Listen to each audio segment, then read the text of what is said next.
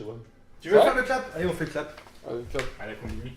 Ou moi je le fais, ou toi ou on le fait tous les deux. Merde.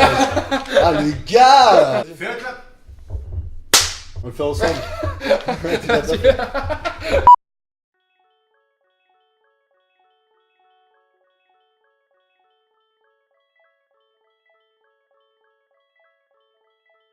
Alors bonjour à tous et bienvenue sur la première vidéo de Curiosity qui met en avant les personnalités de Strasbourg et de l'Alsace qui font bouger un petit peu la région. Et donc pour cette première entrevue, on a décidé d'inviter une personne de 29 ans qui vient de Unspach dans le nord de l'Alsace. Il a réalisé un long métrage sur les malgré nous pendant la Seconde Guerre mondiale. Aujourd'hui on accueille Benjamin Steinman. Bonjour Cyril. Alors pour planter le sujet, est-ce que tu peux nous rappeler un petit peu ce que c'est un malgré nous? Qu'est-ce que c'était les malgré nous pendant cette Seconde Guerre mondiale? Les malgré nous se désignent les soldats alsaciens et mosellans qui étaient incorporés de force durant la Seconde Guerre mondiale. C'était combien à peu près dans l'armée allemande. Les malgré nous étaient, on estime, 134 000 soldats, donc 100 000 soldats alsaciens, 30 000 soldats mosellans qui étaient incorporés de force dans l'armée allemande. Alors Ben, si tu peux un peu me raconter pourquoi tu as fait ce film, qui sont les acteurs, les moyens techniques, enfin voilà, de raconter un petit peu ton projet de A à Z. Alors pour faire court, le projet In Memoriam, je l'ai tiré de l'histoire de mes grands-parents, l'histoire de Opa, mais c'est ma grand-mère qui m'a appris son histoire et donc c'était une histoire de désertion. Voilà, il ne voulait pas avoir cet uniforme allemand. À mes 12 ans, j'ai décidé d'en faire une petite fiction. J'ai réussi à finaliser ce que pour moi je peux estimer à 30 minutes de film, et encore j'avais pas... À 12 ans, tu as écrit donc le script C'est ça, j'avais déjà les personnages en tête, je savais déjà la trame du film, quoi. Par la suite il fallait trouver les acteurs, donc j'ai demandé des amis à moi, voilà, des amis qui n'ont pas du tout de formation ou quoi que ce soit. Que les gars ils étaient jamais sur scène, ils se retrouvaient face à une caméra, et ils ont jamais appris un travelling, un plan de séquence, ces choses-là, et on a appris ensemble. J'avais déjà fait quelques courts-métrages avant, mais qui étaient dans un autre aspect, et finalement, de faire cet aspect historique, là je me suis dit, ok, je me lance dans un gros projet, et il fallait être sûr que mes amis, ils se disent, ok Benjamin, on te suit. Et c'est ce qu'ils ont fait, et l'écriture, je l'ai repris, donc j'ai rajouté des éléments. Et ça a duré 2 ans, et ensuite en 2016 on a lancé le tournage. Alors, on a fini là en mars 2018. Très bien, moi je propose qu'on regarde la bande-annonce ensemble.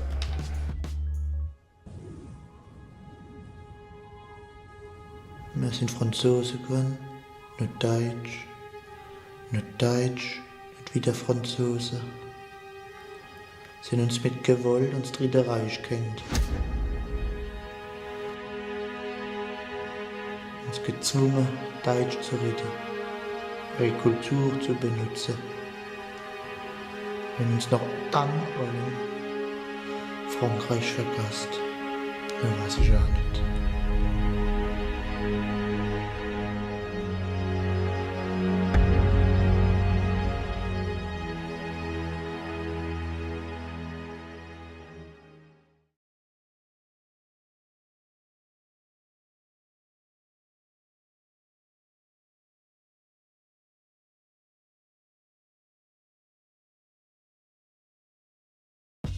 Donc en un an, en gros, un an et demi de tournage. En un an et demi, avec des amateurs complets, C'est vous ça. arrivez à faire un film... C'est ça, 2 associations qui travaillent pour la mémoire, qui étaient super, qui nous ont donné des accessoires, des costumes, va être Oui, pour les libérer. costumes, c'est vrai qu'il fallait les costumes. Musée de aussi. l'Abri également, donc moi ils me connaissaient pas, ils nous ont prêté les costumes, d'ailleurs je les remercie, c'est génial.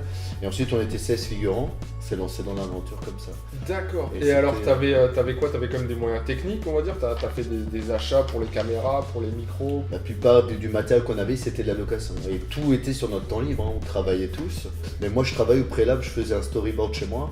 Par contre j'avais pas le temps d'avoir le storyboard, donc je me mettais tout dans ma tête sur tous les points que je devais avoir. Donc on refaisait les mêmes scènes plusieurs fois. Ok. Sur la même caméra, tu vois. Franchement, c'était une belle expérience pour moi parce que j'ai pu travailler certaines séquences et puis après, tu as la musique du film également, c'était, voilà, c'est du piano. La plupart des séquences, c'était important pour moi que l'émotion reste. Donc Et, le piano, après, là, t'as acheté sur des banques sur internet, c'est ça? Alors la plupart des morceaux joués au piano, c'est moi qui les fais également. Donc moi j'ai pianoté quelques morceaux justement. Le titre même, le thème même du film, c'est une mélodie que moi j'avais composée. Attends, c'est là on la garde ou quoi? Non, Bien sûr que si, continue. non. Combien de personnes pour l'instant ont vu le film T'as fait des représentations où Bah, tu vas en faire d'autres, je crois, à Strasbourg. À Strasbourg, bah, Strasbourg c'est le rêve d'enfant, c'est Strasbourg de base. Bon, déjà le montre en salle de cinéma, moi à la base c'était destiné à être un court métrage diffusé dans une salle polyvalente. Finalement c'était un long métrage qu'on a diffusé dans une salle de cinéma sous forêt. Ils sont près de 1300 personnes, on vit mon film. 1300 personnes pour l'instant. On a commencé à la Saline, à Sous-Forêt. Alors je les remercie parce qu'ils ont accepté le projet. Ensuite on était au Mégarex à Haguenau.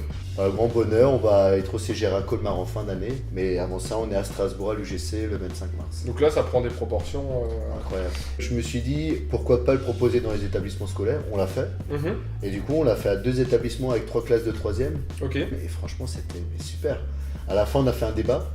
Ils n'étaient pas au courant de l'histoire de Malgré nous, ils n'étaient pas au courant d'Alsaciens incorporés qui n'étaient pas volontaires et si ça. Et du coup, on a parlé du procès de Bordeaux, on a parlé de pas mal de sujets, de Tambov. C'est un sujet délicat aussi qu'il faudrait aborder. Et voilà, des choses voilà, sur des thématiques comme ça. Et à leur jeune âge, moi je trouve que c'est bien de le savoir. Moi j'aurais bien voulu voir un film documentaire ou une fiction comme on l'a fait sur mes grands-parents. Est-ce qu'il y a des malgré nous? Évidemment il y a toujours des vivants. Hein. Ouais. Enfin, quelle a été la réaction du public, même peut-être des malgré nous qui l'ont vu? Le 16 octobre à la Saline, il y avait un malgré nous qui était là. Et c'était un des derniers, il avait attendu que les gens sortent de la salle. Il était super ému, il a dit ça fait partie de ma vie ce que vous avez raconté. Ça c'est moi, mais dans les années où j'ai pas réussi à le parler avant. Ces gars, on les a pris d'Alsace, on les a placés sur le front russe pour la plupart. Et ils se battaient pour une cause qui n'était pas la leur en fait. On les a mis dans un autre personnage en fait. Donc je comprends la désertion. C'est pour ça, pour moi, c'était plus facile de parler de désertion pour dire je ne veux pas porter l'uniforme. Vraiment, tu désertes, donc tu ne veux pas être à ta place. Tu n'es pas à ta place, tu cautionnes pas la cause, quoi. Mais je pense qu'il y avait des représailles. Oui, il y avait des représailles sur la famille. Les familles étaient envoyées soit au camp, même en camp de concentration, soit en camp de... Alors ils disent de redressement, alors c'était généralement pour les jeunes incorporés qui ne voulaient pas justement subir l'incorporation. Ils étaient envoyés à Schirmeck aussi pour la plupart. Mais les familles étaient très très surveillées. Hein. Donc pour finir, je vais te poser quelques petites questions. Est-ce que tu as une adresse préférée au niveau des restos ou des bars à Strasbourg? Il y a un restaurant pas trop loin de la cathédrale, il me semble, le Little Africa, les spécialités africaines. Donc voilà, ça c'est les plats que j'aime beaucoup. Ouais. Ok. Et est-ce que tu as un lieu à Strasbourg préféré dans toute la ville?